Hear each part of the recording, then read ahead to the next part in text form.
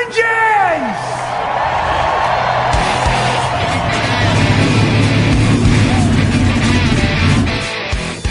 Pick the pace car! What for? Because you hit every other damn thing out there, I want you to be perfect! When I'm driving, I got a guy on the radio who talks to me. It's him. He talks to me. Well, I wanna be a race car driver. Pretty girls eating from my hand, yeah. Wanna live a life of fun and danger. No sweater working for the man, alright. Hey race fans, welcome to the Hoobazoo Radio Network and welcome to the Drafting the Circuits program. My name is Frank Santoroski. I'll be your host for the next hour as we go over a busy weekend in racing and racing news. Joining me in the studio, I've got Richard Youden, Seth, Eggert, Luis, Torres. How we doing, guys? Doing well. Good, thank you.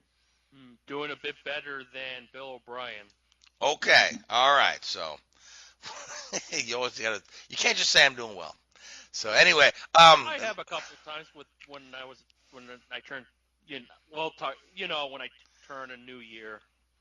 all right, at least that only happens once a year. I'll give you that. So anyway, guys, thanks for joining tonight. There is a lot to talk about. There's a lot of driver movement news. We've got a record equaled in Formula One. We have a cutoff races for NASCAR's top two series. So let's start with the weekend at the Charlotte Roval. And the Xfinity guys ran Saturday. Cup guys ran Sunday. The Xfinity race was plagued with some weather. Now, Seth, I don't know if there's a record, maybe of amount of rainfall for the wettest NASCAR race ever, but I would say this one definitely has to be right there near the top because I've seen sports car races and Formula One races and IndyCar races that were red flagged with less rain than this. We're talking huge puddles on the track, huge puddles on the grassy areas adjacent to the track. We saw that one guy when he went off course, he pretty much created a tsunami. Wow.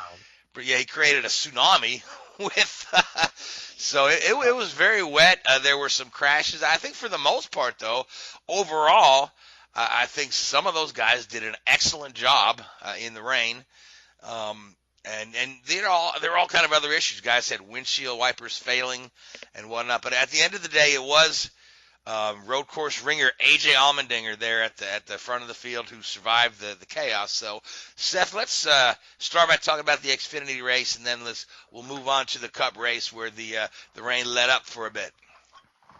Well, as far as this being the wettest race, it's definitely up there. I think the only other one that comes to mind is Montreal 2008, which was the first Xfinity race run in the rain. And that one, the rain was so bad that they actually did call the race just past halfway. If I remember correctly, Ron Fellows won that one.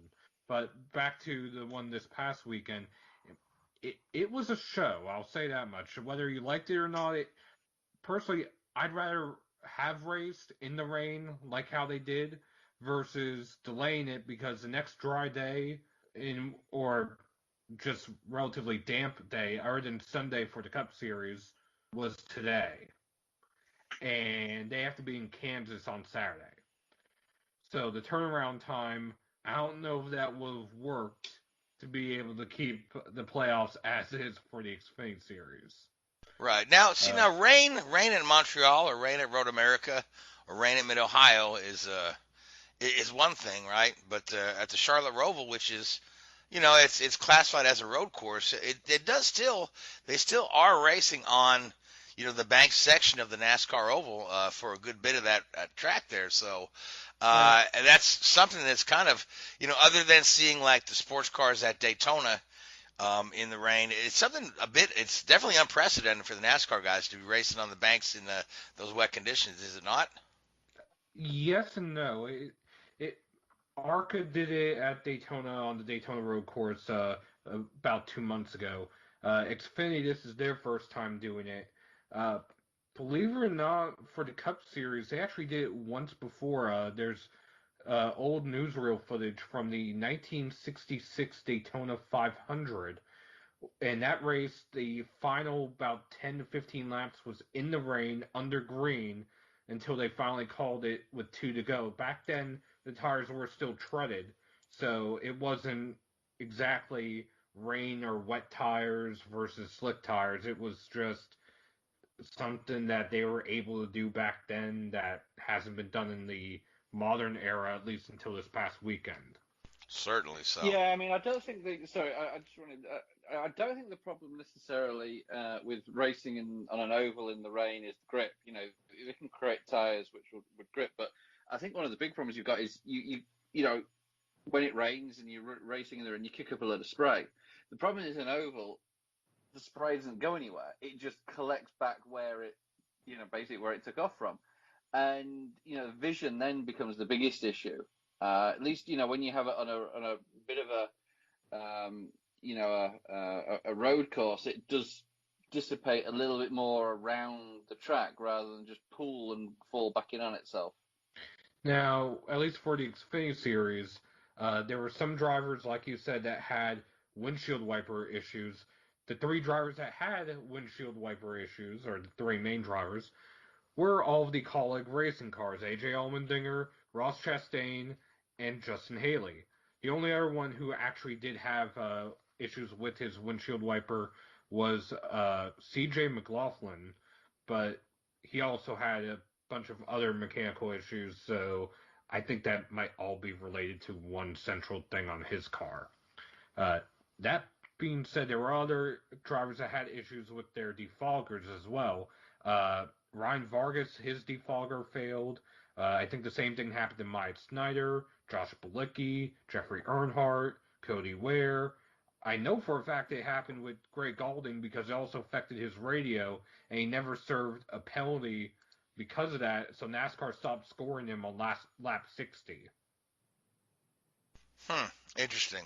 Now, I did notice they all had the rain light on the back of the car. That was required. That was Right, the only right. thing required out of between the fogger, the wiper, and the light in the back. Only the light was actually required. Yeah, because with all the spray, it was definitely hard to see. I almost wondered if those guys, because it was rather dark and gloomy as well. I almost wonder if they would have benefited from having, sports car style headlights. I don't know that it would have improved the driver's vision any, but certainly it would make the cars a bit more visible to spectators, safety workers, other competitors. You'd have to have those in the windshield, I think, at the front, because if you have them on the quarter panels, they're just going to get smashed, and then you're going to certainly, yeah. Here's the other thing. In the infield, they did have some temporary lights for IMSA. I think they had a total of 15, but it wasn't enough to light up the track to help with visibility. They brought in another 8 overnight in case the Cup Series had to run at night, but they didn't have to in the end. So I was just thinking it'd be kind of tough to know if somebody was right up behind you with all the spray, But again, this is kind of a bit of uncharted ground, Somewhat. Some of the drivers did it by feel. Some it was the spotters helping them where they could anyway. The conditions were rough for the spotters, the photographers, just about everyone. That being said, AJ did win. Noah Gragson, after getting dumped by Riley Herbst, came back to finish second. Daniel Herrick finished third. Fourth, Alex Labbe with his first career top 5 finish, and the first career top 5 finish for Mario Goslin's DGM Racing. Chastain was 5th, Cindric 6th. Cody Ware was first career top 10 in 7th. Jade Buford, a road course ringer, with his first top 10 in 8th. Then you had Michael Nett, who was eliminated from the playoffs, in 9th, and Brandon Jones in 10th. I say it was a good run for definitely Buford was right up there. Just a couple strategies, and obviously kept him out from being further to front. So he had a spectacular race, that's for sure. That's the one that stood out to me the most out of that top 10. And LeBay. And I'll also throw in Myatt Snyder. He was running well up there until, as he put it, he got tired of tiptoeing around the track like a grandma, and the one lap he doesn't, he loops around in turn 1. That's Yeah. why you tiptoe around like a grandma. I mean, he answered his own question there. Yeah, Josh. he Josh was running Williams, third too. when that happened. Yeah, Josh Williams too, until he got dumped, I think, by Haley, if I remember correctly. Yeah, there were so many good runs from like the Goslings and the DGMs and the Bobby Daughters of the world, but only out of all those, LeBay got it around. Williams unfortunately didn't, and Buford managed something out of his day. Despite Also, Preston Pardis, another ringer, he was running. It was actually the first race that all 3 of Mario Gosling's cars finished stage inside the top 10. Which, for an underfunded team, granted, even though it's just a stage, it's still showing that they can compete if they have the right drivers, the right equipment, and the right strategy. Granted, the rain was an X factor, but and LeBay got more points out of everyone through the first 2 stages, one more point than Gregson with 16. yeah, that he did. He ended up earning the second most points. The only person who earned more points was Gregson, like you said. The drivers that were eliminated from the playoffs, in addition to Michael Annett, Riley Herbst, Brandon Brown, and Harrison Burton. Okay, so that leaves us a field of 8 for the championship, correct? For the Xfinity Series, For the Xfinity. So who are those 8 drivers? Chase Briscoe, Austin Cindric, Justin Allgaier, Noah Gragson, Justin Haley, Brandon Jones, Ross Chastain, and Ryan Sieg. All right, some big names there. Who's your favorite for the championship at this point, Seth? For the Xfinity Series, you can't go wrong with Briscoe. Okay, yeah, I'm thinking if he doesn't win it. That's true. Yeah, I'm leaning towards Austin Cindric myself, but I think it's going to come down to one of those 2 guys. But then again, with the playoff format, it really just comes down to that last race and whoever has a banner day. So, Yeah, but could be Brandon Jones for all we know if he makes it far. Yeah, Well, I mean, he's pretty handy, isn't he? He's been getting better on a number this of occasions. Yeah, and he's signed on for Joe Gibbs for another year. Mm-hmm. Yeah, Jones is sticking around another year, and so is Cindric. indeed. So now, since we're talking about eliminations and chases, or playoffs, I'm sorry, I still want to call it the chase. But the NASCAR playoffs are in full swing for the Cup level as well. Cup guys were also at Charlotte. They had a day that started with wet conditions, mind you, not quite as wet as the Xfinity, but they finished off with decent weather for the most of the race. And at the end of the day, it was Chase Elliott, who's now won, I believe, 5 road course races in a row. 4. Well, he's probably looking at next year's schedule with all them road races and saying, "Oh, I like this." But anyway, so they need to put the championship race on the road, of course, don't they? that would be fun, yeah. Although to be fair, Phoenix has been one of Chase's better tracks, and the championship race actually used to be on the road course at Riverside way back when. Way back when, yes, but that wasn't a winner take all championship race. That was correct. Cumulative points for the season, right? So yeah, it was. And a lot of times it was decided before they ever got to Riverside. Back in the day.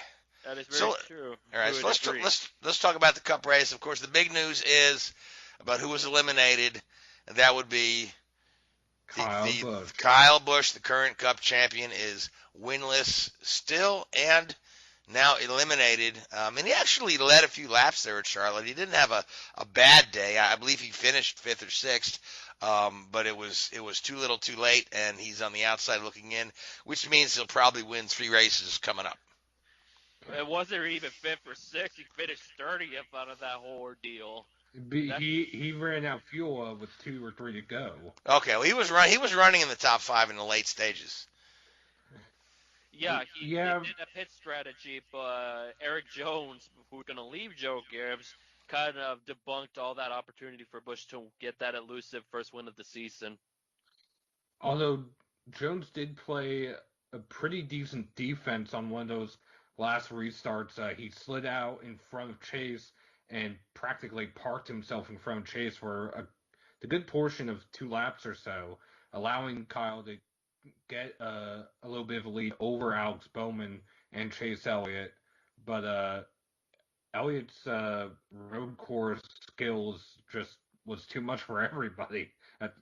I mean, I think 2 or 3 laps after Chase got the lead, he had a 6-second or 7-second lead. That's how scary good he is on road courses. Yeah. Yes, we talk he's about- very Now- good. Yes. Go on, Richard. Now Chase doesn't have like a background in road racing, does he? Like an agent. No, not He's really. just- I mean, Well, what I was no gonna more than say anybody is else, though. the most I would point to is maybe, and granted, Chase has talked about this, other drivers have talked about practicing their road course skills actually at the GoPro Motorplex, the go-kart track here in Mooresville. Even though Yeah, it's a completely different car, even though it's completely Oh, different still, skill sets yeah. at a certain point, it does hone their skills to allow them to practice certain things. And I know Chevy have a simulator in Mooresville down near Charlotte that they share with Chevy, share it with the Cup Series and the IndyCar Series. So I'm sure they'll be spending plenty of time in that simulator getting some miles, which all helps. But I wonder also how much Hendrick is playing into where they set the car up as well, because it is a unique beast setting up a road course car compared to a mile and a half car. Well, there's a couple of other notes I do want to make on that. For one, Chase's father, Bill Elliott, his first win was actually on a road course, and he actually was pretty decent on road courses prior to NASCAR going from what we would now call the Gen 3 car to the Gen 4 car. On top of that, Hendrick has a track day program called Track Attack, in which they're taking older Gen 6 cars, the Chevy SS, and making personal track day cars for people to go out and run at various road courses, whether it's VIR, Road America, Mid-Ohio, etc. And they have Jeff Gordon go and shake each car down. Which, I don't know about you guys, but that sounds a little bit like testing, but a roundabout way of doing it. Yeah, speaking of testing, didn't they just recently got busted for exceeding the test limits? Oh, not the wind exceeding tunnel. the test limit. Oh, excuse me, wind tunnel. Yeah, right. Yeah, My yeah. bad. But that track attack deal that Hendrick has, it's completely legal under the NASCAR rulebook, but it almost feels like they're definitely exploiting a gray area that they found and no one else saw coming. Well, if it's a grey area and nobody else wants to do it, then it's everybody else's problem, isn't it? If it's legal, Yeah. you either get on with it or you shut up, basically. I know it's a harsh sort of way of looking at it, but Hendrick have the resources to do that sort of thing, and they know what it takes to win, and they know that there's an advantage for it. I mean, especially going into next year, where you're going to have, was it 8 road course races? How many road course races is it next year? So 6 7, I thought. The 6 points paying road course races and the Busch Oh, Clash. and the Clash. So yeah, they're looking at it from the point of view as well. If nobody else is doing it and we can do it, then screw them. We're going to go off and do it ourselves. And they actually started at, I want to say, about a year and a half ago, which correlates to, I believe, when Chase won Watkins Glen, if I remember correctly. I mean, I think part of it is where are they actually doing these, the shakedowns that they... Well, primarily it's been on road courses that the Cup Series is not going to. Like VIR or somewhere like that. VIR, Mid-Ohio, Road Atlanta. Yeah. I think Road America. I think Road America, and again, this is last year, so well before it was on the future Cup schedule. But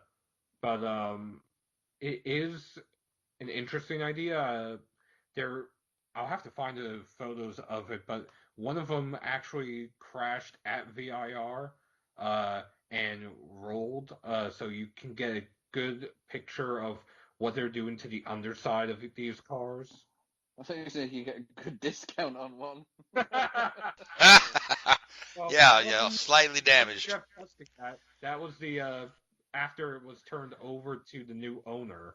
So So it was I think turned over to the new owner. I like that. Yeah. just left on the side of the street. All things considered, we joke about Austin Cindric getting one step closer to the Indianapolis 500. I think we should start campaigning for Chase Elliott to run the Rolex 24. Just to see how well he does with the big boys at IMSA. Yeah, I think he'd excel in that race. I mean, that's a really good race that a lot of guys from different series do. Yeah, I would love to see Chase in the Rolex. Here's the question though for that: if he were to do it, does he go the Corvette racing in the GTE, or does he, or well GTLM I should say, or does he go to prototype team? That'd be a great question, and I feel like it ultimately depends on. I can't remember exactly because I'm kind of a noob when it comes to INSA. I think the Hardy would tell you more as far as the future of Corvette. I know they were in the borderline. I forget if they're retiring a car or they're pulling out. I can't remember what it was exactly. I know Ford did. Well, Chevy just introduced the new C8, so I don't think they're pulling out if they just introduce a new car. I think they might be pulling out of the DPI. At least that's the only thing that makes sense. Probably so, but I think that would make more sense. But still, either way, whether it's one of the classes, I think it'll be a neat treat to see because I know Martin Truex Jr. was offered a ride for the Rolex 24, but he turned it down. So it'll be neat to see somebody else give it a go if they're approached to it. I think Elliott would not be a bad choice at all. Neither would Truex, honestly, despite saying that. Yeah, Truex is pretty darn good on the road course as well. Yeah. Yeah, I think what happened when he said it at media day is that, or during the off season, I think the one IROC race he ran in 06, he just felt like he wasn't that good at it, and look what he did in August. He did all right. And now, before we leave the topic of racing in the rain, essentially, I do want to bring up two notes. One, at least for road courses in the Cup Series, this is the first points-paying race in the rain since 1955 at Road America. And a stat I came across actually on Saturday for the Xfinity Series, only 2 drivers have actually tested or practiced as far as the national series is concerned in the rain. Terry Labonte in 1995 at Martinsville, and Mike Snyder in the Euro Series last year. Interesting. Yeah. So, all right. So let's talk about the playoffs, the cutoff. We've already established that Chase Elliott is in and Kyle Busch is out. So go ahead and roll off those other names. Also eliminated Austin Dillon, Clint Bowyer, and Eric Almirola, which Clint Bowyer, this is his final year as a driver.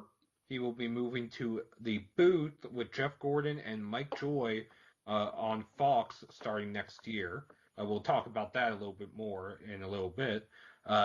Moving on, in addition to Chase, Joey Logano, Kurt Busch, Truex, Alex Bowman, Kevin Harvick, Denny Hamlin, and Keselowski.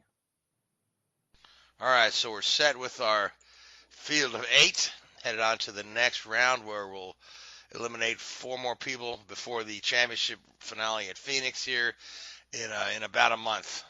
Yeah, and they're all 3 different tracks: Kansas, Texas, and Martinsville. All different tracks. Very different tracks, yep. We go from wild card races to now it'll vary big time, with the exception of Martinsville, because those usually never disappoint. Well, what I will say, though, is the next 3 tracks on the schedule are some of the best for, I would say, 4 specific drivers that are currently in the playoffs: Harvick, Hamlin, Chase Elliott, and Logano. Yep, those are the 4 that I was thinking. This probably bodes well for the 2 guys that dominated this season as much as Hamlin says that don't read into much of the results because he knows that sometimes those results can be deceiving, where his car, he feel like it could be much better than what it ultimately ended up being. So, but Harvick, I think he's a shoe-in. Hamlin should be fine. Elliott, as I have confidence, Elliott will get in all right.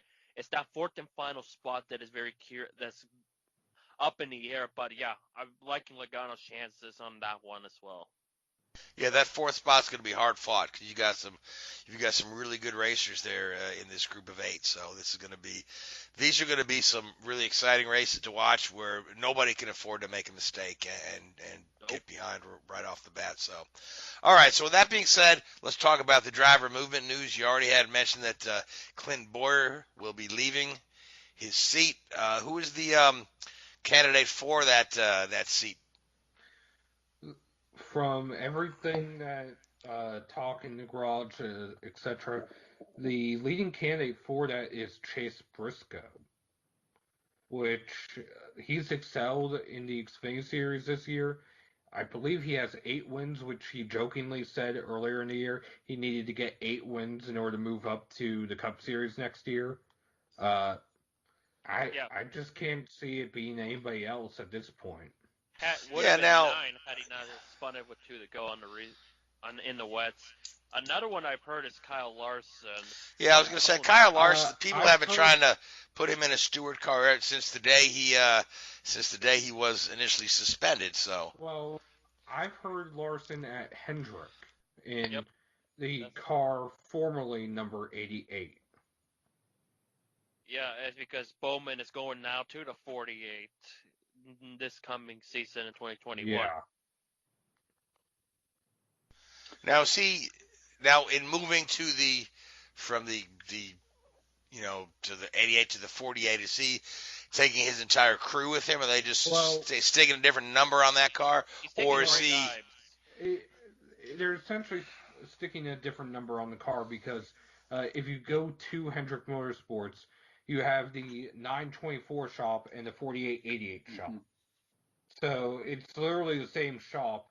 They're just going to be putting a different number and a different sponsor logo on the car because Alli's staying with the 48 and embracing Bowman. Essentially. Okay, yeah, I was wondering if there's any rhyme or reason to him taking the other number, so it's sponsor related. In a part, it's sponsor related.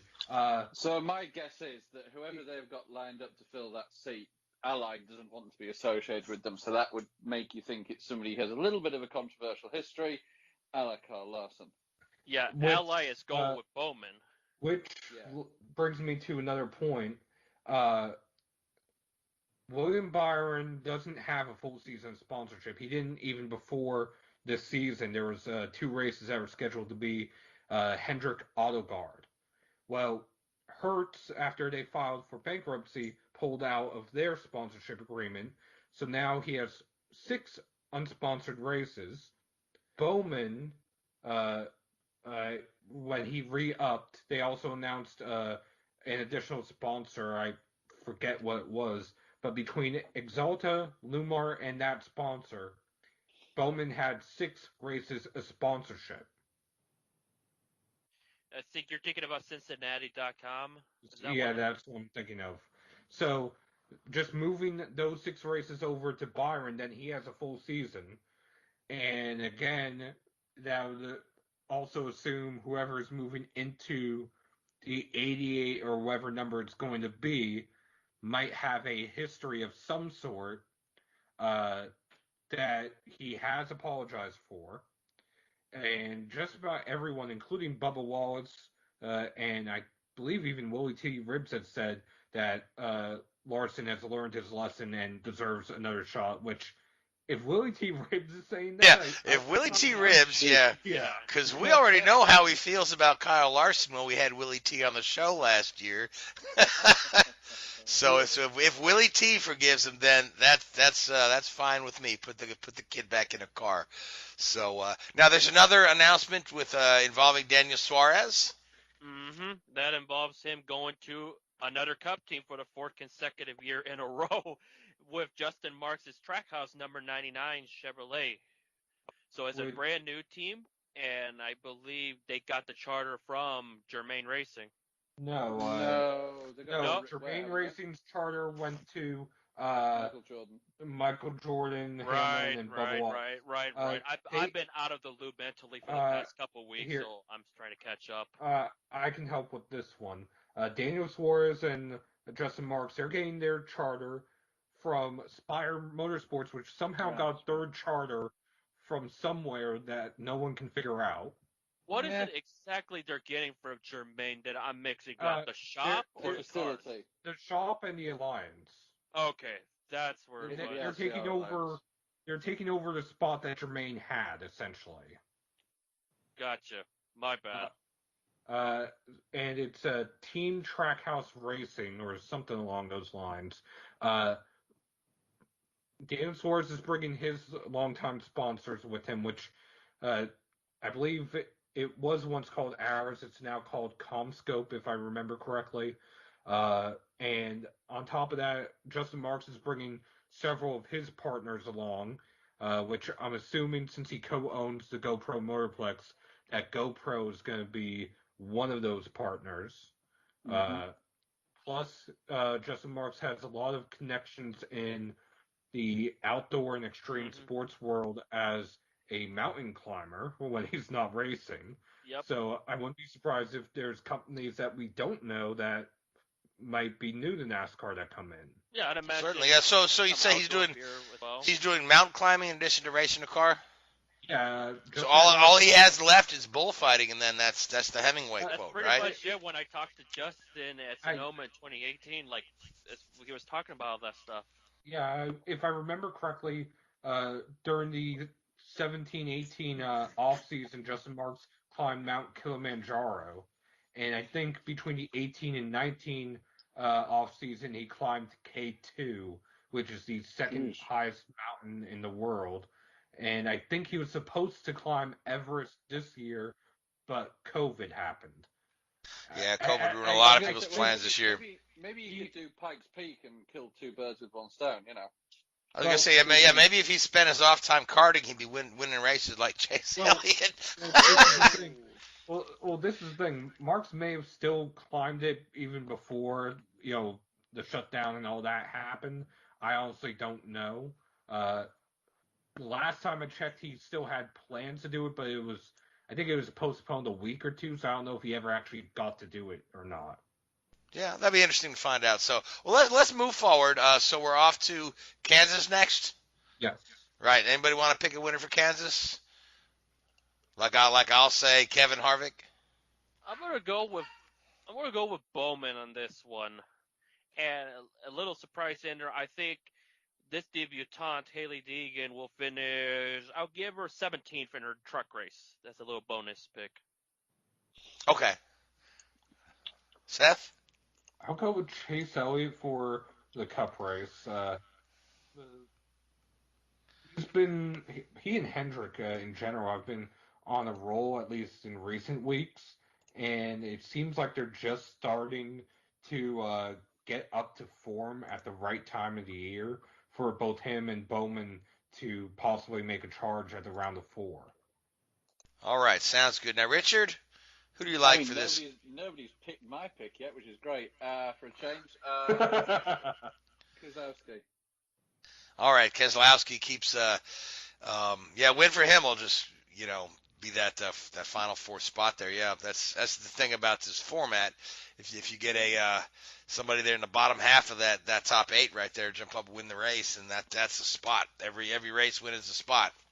So, speaking of race wins, Lewis Hamilton has finally matched Michael Schumacher's all-time record of Formula One wins, and then of course the debate has been going on and on. Is Lewis the greatest of all time? Is his record tarnished because his car is so good? Anyway, but all that aside, just historically, if you look at this in a historical context, there's not that many guys that have held the all-time win title, and there have been big gaps in between those records being broken. If you figure the first guy to win 2 races was Fangio back in 1950, which made him the first all-time winner. Ascari got ahead of Fangio for a bit, and then Fangio got back ahead of Ascari, pushed the record to 24. Those 24 wins stood for about 10 years till Jim Clark won number 25, and Clark's win number 25 would be his last win, and then Clark's record stood for just a couple of years till 1973, till Jackie Stewart won 2 more and pushed the record to 27. Stewart's record held from 1973 to sometime in the late 80s or early 90s, when Alan Prost, won number 27 and then number 28, and then Prost proceeded to push that record all the way up to 51, I believe. And then Prost's record stood until the early 2000s when Michael Schumacher got around Prost and pushed the record from 50 all the way up to 91. And of course, Schumacher's record has held since, is it 2006 he won his last race? Yes. At Chinese Grand Prix 2006? Yeah. Right. And then so from 2006 till now, which is, 14 years, now Lewis has got that 91 wins, which is an astronomical number when you consider the number 3 guy on the list right now is Sebastian Vettel with 53 wins. It's a huge gap. I don't, say what you want about Lewis, say what you want about Mercedes reliability, say what you want about the fact that there's more races in a season and blah, blah, blah, and Schumacher got to it in less starts, whatever. There's no reason to throw shade at Lewis right now. He is at the top of the list, tied with Michael Schumacher. He'll likely be the first guy to break 100 wins because Lewis still is at the top of the field and top of his game. Richard, what say you as our resident Formula One analyst? I mean, it's a phenomenal achievement, isn't it, really? You look at that, somebody made the comment of, that's like Hamilton winning every race for 5 seasons would correspond to 91 wins. And at the end of the day, you can only beat your opposition. You look at the sort of his peer group, that Hamilton's racing against, and it's probably equal to what Schumacher was racing against. Certainly he's the standout of the generation. And ironically, Michael laid a lot of the foundations of the Mercedes team that Lewis is now taking advantage of. So, there is that synergy there and that crossover there. But I don't think anybody can criticize him. Criticize Hamilton or find fault at what he's done. Everybody likes the underdog, and unfortunately for the last, what feels like almost 14 years, you've had 19 underdogs and one champion, really, for long. Right, and again, for the longest time, we felt that Schumacher's record of 91 would never be touched. And here we are, because he was so far ahead. No, but I mean, the same. They thought Jackie Stewart's record was going to be really hard to break. These things come and go, don't they? It could very well be that when Lewis hangs his helmet up, that nobody matches that for another 50 years or whatever it may be. But, you look at when Schumacher won those titles, there was 16, 17 races in a year. Now there's 20, 21. So you could argue that within Hamilton's career, he has, more of an opportunity to match that tally. But I certainly don't see that this being the end of Hamilton's win streak. He'll get to 100, I think, relatively comfortably. You've got to remember that Schumacher retired 2 races after his 91st win. I don't see Hamilton retiring anytime soon. So Hamilton will push this, into the hundreds, maybe 110. But if he keeps going for another 3 or 4 years, he may even get to 120 mark. Certainly, yeah. It's just not out of the realm of possibility. He's been winning roughly 10 to 12 races a year. Yeah, some years more. So yeah, it's not out of the possibility he takes us up to 130. You know what I mean? If he hangs around. If he signs his contract for next year, which he's still not officially signed, but I would imagine that he would. You say, okay, well, he's got another 5 races this year. Maybe he wins 3 of those, so that'll take him to 94. He may hit 95 this year. He'll probably surpass the 100 relatively in the first half of next season. Finish next season at 105. Then obviously the big change that could kick in for Mercedes is obviously the new Aero regulations, the new Aero package. But again, I imagine they'll be as prepared as anybody for those changes. And I find it funny in a way when people criticize in any sport, whether it's soccer, baseball, but basketball, motorsports, NFL, whatever it may be, people criticize other teams for being good and winning. Did people criticize was it the Dolphins team in the mid-70s that went undefeated? People criticize them for going undefeated. 72 No. Dolphins. Yeah. Yeah. Well, and like you've the got New to England embrace Patriots, that. nobody wants to give the New England Patriots their due. They all say, oh, well, they're cheating. You know what I mean? No, Of course, they they've had a They were few. undefeated in the regular season. They just didn't win Super Bowl, so that's why the Dolphins had the distinguished honor of being perfect Yeah. all year. Yeah, Exactly. they still hold that record, but this is not a football show. No, but you shouldn't criticize people for being successful. And at the end, as long as you're not, suppressing the opposition in any way and making it, as long as it's a level playing field. And yes, money does come into it. I agree, but are you going to criticize Mercedes for wanting to put the money in? Why don't BMW step up and put the money in? Why don't Chevy step up and put the money in? Why don't Ford step up and put the money in? They've tried, but never been successful. So you cannot blame Mercedes for being successful. You cannot blame Hamilton for being successful. I'm going to tell you this. Hamilton has not achieved his success without a phenomenal amount of hard work. Hamilton has not achieved his success at Mercedes without himself putting a huge amount of input into the development of that car and the progression of that car. You look at what Fangio did back in the 50s. He won 5 world championships with 5 different teams, I think it was. At the time, it was far more black and white as who was the best car. And he would just, at the start of the year, look at the cars and go, well, the Maserati's the fastest this year, or the Ferrari's the fastest, or the Alfa's the fastest, and go to the fastest car. Hamilton. Well, Fangio was known to ask the team to have his teammate pull over and swap cars if his teammate's car was faster than him. Yeah. Yeah. So it was a little. Yeah, Fangio was the prototypical number 1 driver of the time. Exactly. But you can't blame Hamilton for that. You cannot blame, and he's come up against some pretty damn good teammates. You've had Alonso world championship there, Button a world champion in there, Rosberg a world champion in there. So he's been teammates to 3 different world champions, and Rosberg's the only one that's beaten him and won a championship in that year. But he's proved himself against, especially Alonso, arguably a driver that you'd put in the same breath. So. Multiple world champions, so you can't criticize the guy. Maybe you can criticize him for some of his off-track behavior, but certainly, when the helmet goes on, the visor goes down, you can't question the guy. Yeah, I think it was one of the Mercedes principals put it best when he said, when anybody says that Lewis only won because he's in the Mercedes, that person should ask himself, why aren't I in the Mercedes? Yeah, so exactly. In other words, there's a very good reason why Lewis is in that car. The best. Yet he had a couple relatively off years before he moved up to Mercedes. Oh, sure, with McLaren, yeah. And that was ironically with a Mercedes engine. And where Jenson Button was probably the better of the McLaren drivers. And that was more on, I think, the driving style and the style that suited the cars at the time. Hamilton adapted very, very quickly to the turbo era car, probably better than anybody else. And Mercedes is a team, that they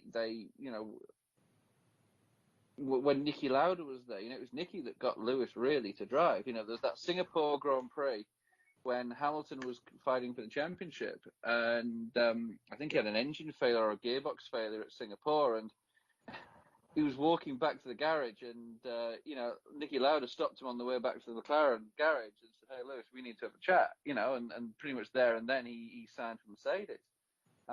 So a lot of that was due to somebody like Niki Lauda, creating a game plan and executing it, and for every single person involved in that team has to take a huge amount of credit there. So I find it very hard to question his success. Certainly, yeah. Yeah, people want to cheer for the underdog on a race by race basis. We love it when guys like Gasly win a race, or even when Bottas wins a race, or anything like that. People love it, but over the course of a season, nobody can. Even the season that Rosberg won the championship, you could argue that Hamilton was the better driver that year, and it was just the whole inter-team dynamic. Something went on, and Lewis has said when he retires, he will explain what happened in 2016 within that team, because the team swapped at the start of that season. So all the mechanics that Lewis had for 2015 and 2014 and the years before went over to Rosberg's car. So something happened within that team that we don't know yet. And Hamilton has said he will, spill the beans, as it were, when it's all, come to pass. I honestly hope so, because if Alex Riley's not going to tell us about John Cena, I hope Hamilton tells us about Rosberg. But, Yeah, but let's Yeah. I just want to if you just fathom how long it's going to take for somebody to match this record. The next closest active driver is Vettel, who's at the end of his career, and Vettel's, 40 races behind, with 50, he's got 53, and then the next young guy up there, are Bottas and Verstappen with 9 wins apiece, right? Yeah. So they've You'd got have to look at the 10% of Lewis's total right now. Because Kimmy's up there, but he's not. Alonso's still active, but he's not going to win that many more. Those guys are at the end of their career. So this record will stand for a couple generations. I would have thought so. I think you've got to look at the question of, well, how old was Hamilton when he made his debut in 07, I think, wasn't it? He was probably, 22, 23 maybe? He wasn't he wasn't 18 or 19, so he's probably, Verstappen has a few years head start on him, so he's probably at 9 now, where Hamilton was at 0. So, but, you've got to look at, is Verstappen going to get in a car that is dominant for a 5 or 6 or even a 10-year period, like the Mercedes has been? And he could work, because I don't doubt that Verstappen is, from a driving standpoint, Hamilton's equal, and I think he's probably the only guy that is. And some of the comments coming out from Helmut Marko regarding Red Bull's desire to pick a teammate is very telling on that. He doesn't think there's anybody out there that can get within a quarter of a second of Verstappen. Which is, for somebody, Helmut Marko is obviously going to pick up his own driver, but it's an interesting statement. The fact that Albon's about 3/4 of a second behind Verstappen tells him everything you need to know about Helmut Marko's opinion of Alex Albon. But, obviously Max is the obvious choice right now, but outside of that, they're probably not even born yet, are they? That's what I was thinking. Yeah, they may not even be or active in the series. So let's talk about the race very briefly, because I want to save some time for all the earth-shattering IndyCar news. But we had the weekend got off to an interesting start for Lance Stroll, who was feeling ill. Feeling ill to the point that he couldn't get off the toilet. Nico Hulkenberg was drafted on short notice. Had to start at the pants on the outside and did a impression again. Even more so than Silverstone. It was literally the last minute, because Friday practice was rained out. Right. We've been talking about rain in the Eiffel Mountains, and you know what? It rained. And robbed us from a Isla and Schumacher practice run. Yeah. Very unfortunate for them. Both of those young drivers missed out on a chance to show what they're capable of. But then, again, we talk about this condensed, and actually, Imola in a few weeks' time, they are running a 2-day weekend with practice going. There's no Friday practice because the teams will be travelling from Portugal and not getting there in time to set up for Friday running. So there's going to be an hour and a half pre-practice on a Saturday, and then qualifying on Saturday as well. So the teams can adapt to it, and a number of teams actually have already been discussing run plans for Imola, and they brought those forward to the Eiffel Grand Prix. So not a huge issue. Obviously, Hulkenberg didn't get any time in the car apart from qualifying, which was a little bit under pressure there. But, he was supposed to do German TV that day too. Yeah, exactly. He was having coffee with some friends on Saturday morning and gets a phone call from Otmar saying, "Get yourself in a car," But going into the race, he qualified last, but Hulkenberg drove a great race through to 8th. Unfortunately, the race was Valtteri Bottas's to lose, and he lost it.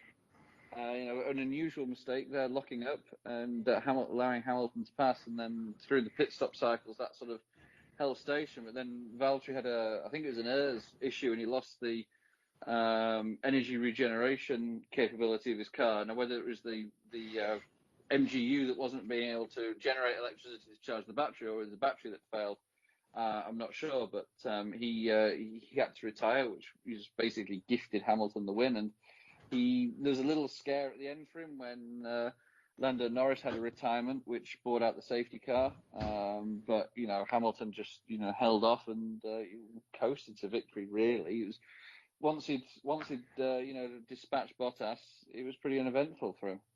But Hulkenberg had a great ride. Driver of the day through to P8 from starting last. Yeah, it's quite a drive in Formula One to make up that many spots in a race. Yeah, it was a strong day for Racing Point overall. For Perez getting 4, he didn't lose any spots at the start because that's usually been the problem for him all year. And then also another standout was Daniel Ricciardo putting Renault on the podium for the first time since Nick Heidfeld almost a decade ago. I mean, now you're basically in a position now where teams like McLaren, Renault, and the like can pick up that podium because, and again, this is no disrespect to Alex Albon, there's basically only 3 drivers that will fill the podium positions week on week. Lewis, Valtteri, and Max. There's really no. Albon's running mid-pack at best. Yeah. Yeah, and then the Ferraris are nowhere to be found as usual. No, I mean, Leclerc is doing everything he can to salvage something. I mean, he's wringing the neck of that thing, but you can do that over one lap of qualifying, but doing it over a 70-lap race is a different story. It's difficult for them. Sebastian had a interesting race, a couple of spins. Trying to pass one of the Alphas, I think it was. We haven't talked about another record that was set this weekend. Kimi Räikkönen becoming the most experienced Formula One driver, and to put it bluntly, he couldn't give a shit about it. Yeah, that's typical Kimi. Yeah, so. Yeah, he's like, whatever, I don't care. All right, so where are we off to next? Because we've got to save some time to talk about IndyCar. So where are we off to next? Portugal. In 2 weeks. October the 25th. Yep. All right, so that'll be that'll be a great weekend of racing, October the 25th. That's when the Indy cars will be at St. Pete settling their season. And speaking of the Indy cars, we did have some bombshell smooth. Yeah, we did have some bombshell news that Oliver Askew, who's had to sit out the last race due to concussion syndromes, is now been released by the team after St. Pete. They say that he will be in the car at St. Pete so long as he's medically cleared. But then after that, he's free to look for a ride for 2021. This has led some folks to harbor a bit of animosity towards the Arrow McLaren team. There's the feeling that his being released is due to his injury. There's some rumblings that his release is due to some things said by his management team, which is Spire Motorsports, to the Associated Press along the lines that kind of indicated that the team did not have his own Oliver's well-being in their best interest. So the real story lies in between somewhere. But either way, at the end of the day, it was 24 hours later when Felix Rosenqvist was announced as being the guy that's going to take that seat. And that's the one that surprised me, came out of nowhere. I was under the impression that Felix was pretty happy at Ganassi, that Ganassi was pretty happy with Felix. Felix had won a race this year. But I don't know if McLaren threw a pile of cash at him. I don't know if perhaps Rosenqvist is not quite – I mean, this guy has a capability to be a team leader, but with Dixon in the picture – he's not. He'll always be the number 2 to Dixon at that team. That team is built around Dixon since Dario exited. Yep. So here's what is surprising. It's surprising to a degree, but it's not at the same time because what this means. It may not mean anything, but that could probably put Johnson in that 10 car with Felix going to the new team in 2021. The question will be who will be running the ovals, or if they're still keen of having a fourth car for Jimmy, with spending on sponsorships. That's why I'm not awfully surprised with that. Yeah, that's the big question mark. Is this a full open seat now, or is that going to be JJ's seat? And then of course, there's some rumors that it might be Tony Kanaan in the oval races that Jimmy doesn't race on. But there's only 3 oval races. And then the Throwing that out there. Hasn't closed that yet. Yeah, but they would enter it if Johnson wanted to do the Indy 500. They'd probably enter an additional car. A lot of teams enter an additional car at Indy, so that's what remains to be seen. If that opens up a seat for somebody like, maybe Oliver Askew to go over there, or perhaps Elio Castroneves is looking for a full-time ride, and he's keen to announce. He said he's going to announce his plans in the next couple of weeks. For me, the most likely scenario for Castroneves is that he stays full-time in IMSA. With the Michael Shank team, which is taking over the Acura program, and that Shank puts him part-time in an IndyCar as well, including the 500. I can see that happening. I can see that being as a good pairing there. I don't see Castroneves going over to Chip Ganassi at this stage in his career, taking over the 10 on a full-time basis. I just don't see it. And I don't see, there are a lot of rumblings that Castroneves was going to grab that seat that's being vacated at McLaren. Yeah, and there's also rumblings that McLaren is expanding to 3 cars as well. So maybe Elio will land there. But, the Rosenqvist thing threw a kink in a lot of people's silly season scenarios right there. Yeah, real quick on Askew, that wouldn't surprise me if it happens if he somehow jumps to Ganassi, considering he had that couple of tests with them last year before jumping on to Arrow McLaren. But the biggest rubbish thing about the whole ordeal is that this just does not help the reputation with Arrow McLaren. They already were hot water for how they dealt with Hinchcliffe, and now they have to go with this. I'd imagine PR nightmare when you're basically getting rid of a guy due to how they handle the concussion. Now, Richard, you had something to say, so I'll let you finish. Oh, no, I was just going to say, Frank, you're saying that McLaren could be throwing a lot of cash at Rosenqvist. I know, fairness, I can think of, that Felix is a bad driver, but I can think of other drivers that they'd, throw cash at. I'm not saying he's bad, but if you're looking for a guy to lead a team, is Felix your guy? Well, is Elio your guy? You know what I mean? Yeah. Is Perez your guy? Perez could throw a load of cash at you. So, I think Perez is still looking for a seat in Formula One, although he's been rumored there as well. Formula E champion getting a seat fit with Rahal Letterman, wasn't it? Yes, yep. DaCosta, yeah. He's he's a pretty good dude, a solid little driver, yeah. There's lots of guys out there in Formula E that could step up to IndyCar, and especially with the way that the season, I think, obviously this year's been a little bit of a, freak, obviously, as we all know, but, one of the plans was that, especially with guys like Andretti who run IndyCar and Formula E, there's no overlap in the season, so I could quite easily see some drivers, when everything gets back down to, settle, run Formula E and IndyCar, because that's Andretti's plan. The guys that run the IndyCar team, and from an engineering standpoint and a mechanic standpoint, also run the Formula E team as well, during the off season. So you could start to see a little bit of that, a little bit of cross collaboration, if you like, between those two series. I think that'd be neat when that time happens, because sooner or later, depends on Marco when he wants to just focus as an owner, because that seat could become open. I've heard in a while, erroneous rumor that maybe Marco steps down. I don't know. Oliver Askew did all his Indy Lights with the Andretti team, so they Askew wouldn't be a bad fit at Andretti. But the other thing I wanted to mention on Askew is that there's a lot of folks throwing shade at the team, but almost nobody's throwing a little shade back at Askew for racing with concussion symptoms and not being forthcoming about it for a couple of weeks. Yeah, I wanted. You know what I mean? If I was one of his competitors, I'd be a bit angry and frustrated, because this, if that's putting the safety of his competitors at risk. Well, do we know this? Do we know the timeline of certain?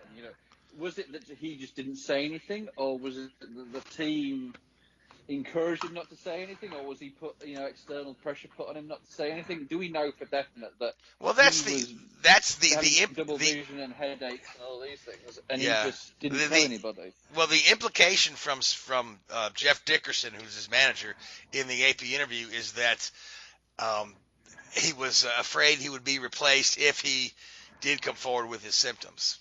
That's the implication. So it seems from there, although it's not spelled out so many words, that he was feeling symptoms, but chose to race and chose not to tell his team. So, and that's, but nobody's making a big deal about that for some reason. Everyone's, oh, poor Oliver. Oliver got fired.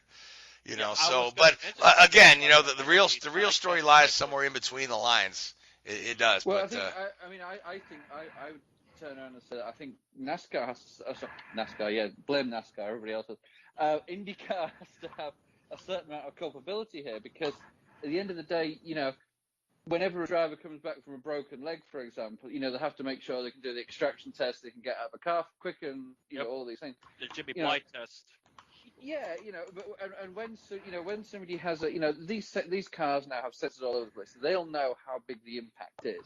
And it's like in Formula One or IndyCar. I'm thinking it's the same in IndyCar. If you have an impact that trips a G sensor, the driver has to go and get a medical check post accident. And I think even now in Formula One, if you have a big enough impact, it automatically deploys the medical car and a safety car because of the severity of the impact. They want to get, a treatment and assessment. Even if the driver appears okay, he can walk out the car. Concussion, brain injuries are black art in many ways. So it would be interesting to know, and I'm sure we'll never find out, what steps and procedure and protocol IndyCar has in place for a driver that has had a big accident like that, that's showing no external injuries. Because I'll bet you a lot of money that you ask if you got 22 or 24 drivers or whatever it is in the IndyCar series, or even the 30 drivers that you have at the 500, they all have the same accident. The following weekend, if they're asked to drive, they'll say, "Yeah, I'm fine." Even if it's just in the driver's mentality, that's how they are. Certainly, yeah. I mean, they could have an arm hanging off and they'll want to race.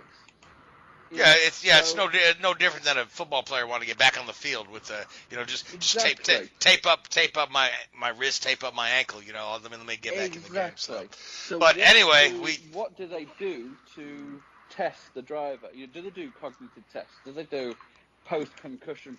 Do they have a concussion protocol like they have in football? They do, yes. I remember a couple of years ago, Will Power was forced to. It didn't work very well. Well, Will Power was forced to sit out a race because they thought he had concussion symptoms, and he didn't have a concussion. It turned out he had an ear infection or sinus infection. So but Pete, didn't he? And then he missed a race a couple of races later, wasn't it, or something like that?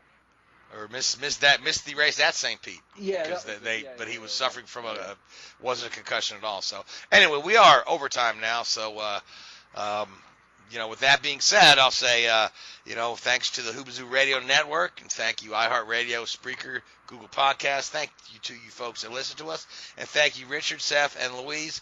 And till next week, good night.